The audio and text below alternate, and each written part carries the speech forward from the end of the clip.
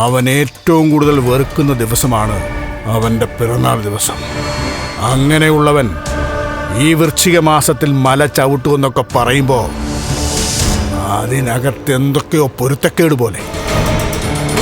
അവൻ ഓരോ ദിവസം കഴിയുന്തോറും ആ പഴയ അവസ്ഥയിലേക്ക് വരികയാണച്ചാ.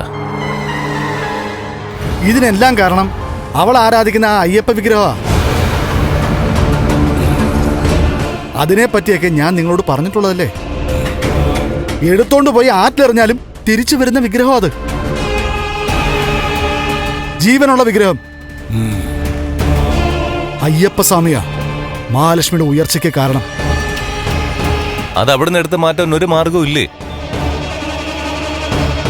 അല്ല, ഉണ്ണിയും കരുണയും വിചാരിച്ച അത് എടുത്ത് കളഞ്ഞൂടെ അങ്ങളെ? അവര് കളഞ്ഞാലേടാ, അതല്ലേ തിരിച്ചു വന്നത്. എന്റെ അങ്ങളെ, ആ വിഗ്രഹം എങ്ങനെയെങ്കിലും എടുത്ത് എന്റെ ഒന്ന് താ. പിന്നെ അത് എന്ത് ചെയ്യണമെന്ന് എനിക്കറിയാം. ഞാൻ പറയുന്നത് ദൈവങ്ങളെ ഒന്നും തൊട്ട് കളിക്കണ്ട. മഹാലക്ഷ്മി ദൈവത്തിന്റെ പുത്രിയായിട്ടായി എനിക്ക് തോന്നുന്നു. അല്ലെങ്കിൽ എന്തും ചെയ്യാൻ മടിയില്ലാത്ത 2-3 ആണുങ്ങൾ വിചാരിച്ചാൽ അവളെ തളയ്ക്കാൻ പറ്റത്തില്ലേ? കണ്ണന്റെ അച്ഛൻ അവനേക്കാളും കരുത്തനായിരുന്നു ഒരു സമയത്ത്.